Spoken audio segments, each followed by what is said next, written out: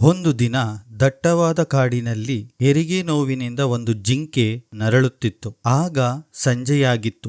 ಗಾಳಿ ವೇಗವಾಗಿ ಬೀಸುತ್ತಿತ್ತು ಮತ್ತು ಕಪ್ಪು ಮೋಡಗಳು ಇಡೀ ಕಾಡನ್ನು ಆವರಿಸಿದವು. ಭಾರೀ ಮಳೆಯಾಗುವಂತೆ ಕಾಣುತ್ತಿತ್ತು ಮತ್ತು ಬಿರುಗಾಳಿ ಬರುವ ಹಂತದಲ್ಲಿತ್ತು. ಅದೇ ಸಮಯದಲ್ಲಿ ಆಕಾಶದಲ್ಲಿ ಮಿಂಚುಗಳು ಮಿನುಗುತ್ತಿದ್ದವು.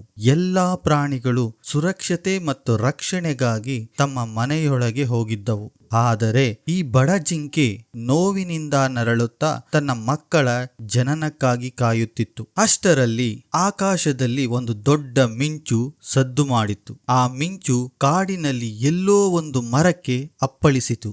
ಜೋರಾದ ಶಬ್ದದೊಂದಿಗೆ ಧ್ವನಿ ಮತ್ತು ಪ್ರಕಾಶಮಾನವಾದ ಬೆಳಕು ಕಾಣಿಸಿತು. ಮರವು ಸುಡಲು ಪ್ರಾರಂಭಿಸಿತು ಮತ್ತು ಆ ಬೆಂಕಿ ಕಾಡ್ಗಿಚ್ಚಿನಂತೆ ಅರಣ್ಯವನ್ನೆಲ್ಲ ಆವರಿಸಲು ಪ್ರಾರಂಭಿಸಿತು. ಜಿಂಕೆಗೆ ತನ್ನ ಮನೆ ಬಿಟ್ಟು ಓಡುವುದನ್ನು ಬಿಟ್ಟು ಬೇರೆ ದಾರಿ ಇರಲಿಲ್ಲ.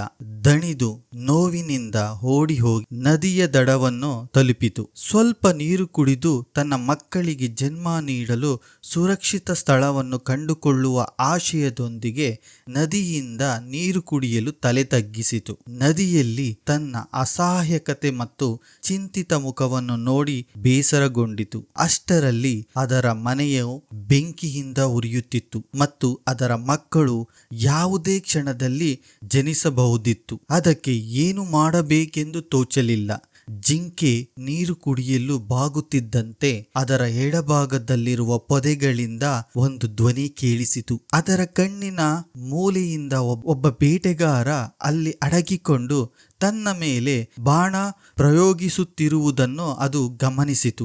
ಜಿಂಕೆಯ ಹೃದಯ ವೇಗವಾಗಿ ಒಡೆಯಲು ಪ್ರಾರಂಭಿಸಿತು. ಅದು ಗಾಬರಿಗೊಂಡು ನಿಧಾನವಾಗಿ ತನ್ನ ಬಲಕ್ಕೆ ತಿರುಗಿ ನೋಡಿತು. ಅಲ್ಲಿಂದ ತನ್ನ ಬಲಗಣ್ಣಿನ ಮೂಲೆಯಲ್ಲಿ ಪೊದೆಗಳ ಹಿಂದೆ ಸಿಂಹವೊಂದು ಅಡಗಿರುವುದನ್ನು ಅದು ಗಮನಿಸಿತು. ಆ ಸಿಂಹ ಜಿಂಕೆಯ ಬಲಭಾಗದಲ್ಲಿ ನಿಂತು ಅದರ ಮೇಲೆ ದಾಳಿ ಮಾಡಲು ಸಿದ್ಧವಾಗಿತ್ತು.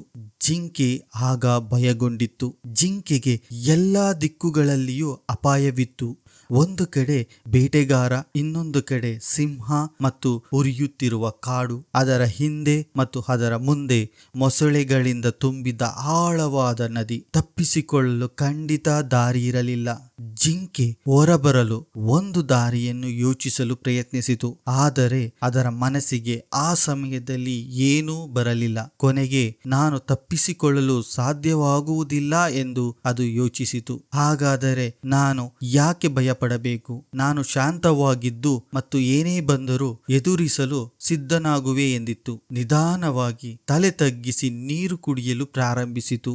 ಭಯ ಅದರೊಳಗೆ ಇನ್ನೂ ಇದ್ದರೂ ಅದನ್ನು ತೋರಿಸದೆ ತನ್ನ ಕಾರ್ಯವನ್ನು ಮುಂದುವರೆಸಿತು. ಬೇಟೆಗಾರ ಅದನ್ನು ಇನ್ನೂ ನೋಡುತ್ತಾ ತನ್ನ ಹಿಡಿತವನ್ನು ಬಿಗಿಗೊಳಿಸಿ ಬಾಣವನ್ನು ಹಾರಿಸಲು ಸಿದ್ಧನಾದನು. ಆದರೆ ಅವನು ಬಾಣವನ್ನು ಬಿಟ್ಟ ತಕ್ಷಣ ಆಕಾಶದಲ್ಲಿ ಜೋರಾಗಿ ಮಿಂಚಿನ ಹೊಡೆತವು ಪ್ರತಿಧ್ವನಿಸಿತು.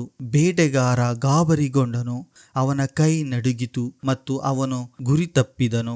ಬಾಣವು ತನ್ನ ದಿಕ್ಕನ್ನು ಬದಲಿಸಿ ಸಿಂಹಕ್ಕೆ ಹೊಡೆದಿತು. ಸಿಂಹ ಕೋಪಗೊಂಡು ಬೇಟೆಗಾರನ ಕಡೆ ಓಡಲು ಪ್ರಾರಂಭಿಸಿತು.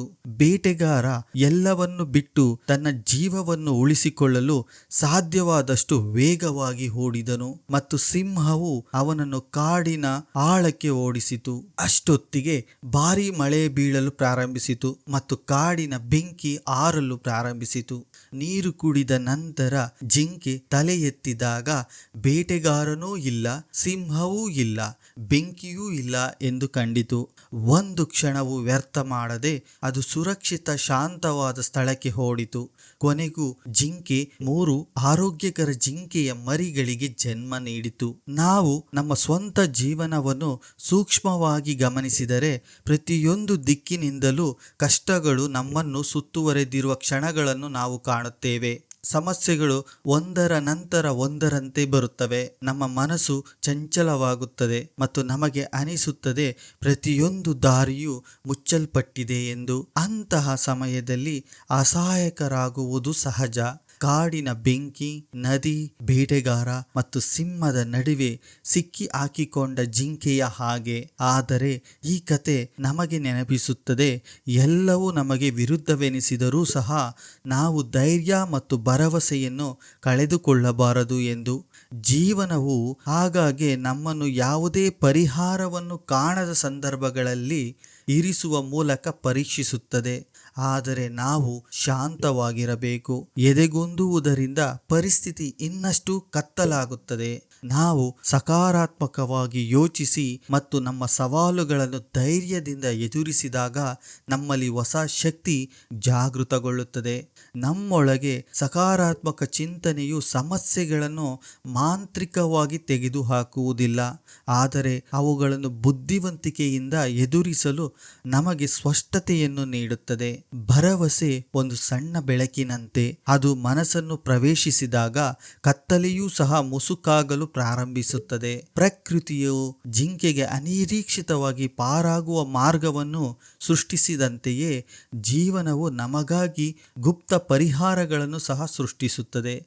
ಕೆಲವೊಮ್ಮೆ ನಾವು ನಿರೀಕ್ಷಿಸದ ಸ್ಥಳದಿಂದ ಸಹಾಯ ಬರುತ್ತದೆ. ಅದರಿಂದ ನೀವು ಸಿಕ್ಕಿಬಿದ್ದಿರುವಾಗ ಅಥವಾ ಹತಾಶರಾಗಿರುವಾಗಲೆಲ್ಲ ಇದನ್ನು ನೆನಪಿಡಿ. ನೀವು ನಿಮ್ಮ ಮನಸ್ಸಿನಲ್ಲಿ ಧೈರ್ಯವನ್ನು ಮತ್ತು ನಿಮ್ಮಲ್ಲಿ ಭರವಸೆಯನ್ನು ಇಟ್ಟುಕೊಳ್ಳುವುದನ್ನು ಮರೆಯಬೇಡಿ. ನಮ್ಮ ಸ್ಥಿರ ನಂಬಿಕೆಗಳು ಮತ್ತು ಅಸಾಧ್ಯ ಸನ್ನಿವೇಶಗಳು ಹೊಸ ಆರಂಭಗಳಾಗಿ ಬದಲಾಗುತ್ತವೆ. ಅದರಿಂದ ಸಕಾರಾತ್ಮಕ ಚಿಂತನೆಗಳನ್ನು ಬೆಳೆಸಿಕೊಳ್ಳಿ. ಈ ವಿಡಿಯೋ ನಿಮಗೆ ಇಷ್ಟವಾದರೆ ಲೈಕ್ ಮಾಡಿ ಮತ್ತು ಹಾಗೆ ನಮ್ಮ ಚಾನಲ್ನ ಸಬ್ಸ್ಕ್ರೈಬ್ ಮಾಡಿಕೊಳ್ಳಿ. ಈ ವಿಡಿಯೋನ ವೀಕ್ಷಣೆ ಮಾಡಿದ್ದಕ್ಕಾಗಿ ಧನ್ಯವಾದಗಳು.